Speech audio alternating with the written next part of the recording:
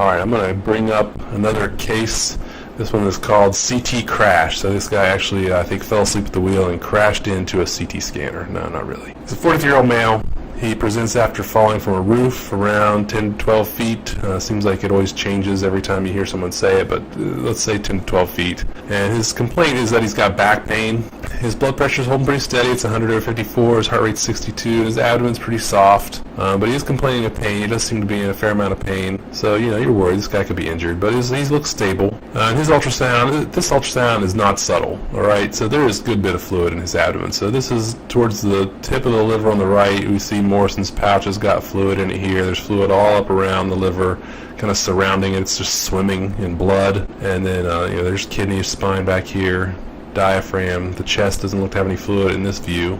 And then what we see here on the left, here's the kidney on the left, here's the spine. I can't really make out any spleen over here. I see kind of heterogeneous mass. It's got mixed areas of dark and more echogenic areas. This is usually what clot looks like. So this is a fair clue that there's clot in this left upper quadrant. And if you're a betting man, you're going to say it's probably a spleen injury. But there are other possibilities, I suppose. Here's the diaphragm. In this view, we don't see anything in the chest. So this patient, his vital signs look good, but you gotta think that this is a guy who's in compensated shock. So you get 2 large bore IVs, or maybe you put in a trauma triple lumen or something else. And this guy is high priority. This guy is the first one to get the CAT scan if you're going to CAT scan, and make sure you've got blood at the bedside. He can't get up to pee, and be aggressive with this guy, even though he looks relatively stable here at the moment. And this patient actually was on his way to CAT scan, which is only in our department about 20 yards from our department. He developed hypotension that was fairly refractory.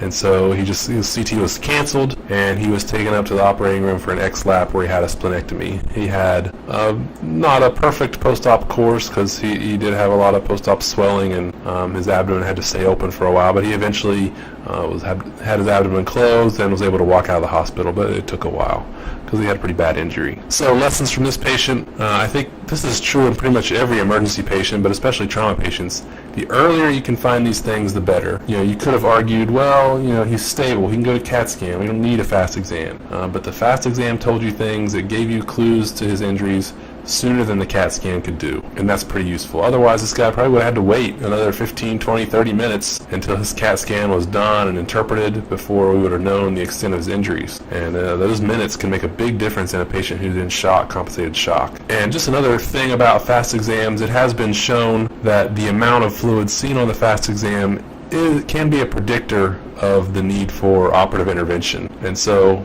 even though most of the time we say it's qualitative, where it's a yes or no, there's fluid or not, patients with more fluid more fluid in their peritoneum have been shown to be more likely to require intervention or surgery. So you can use that in your stratification and prognostic evaluation of the patient.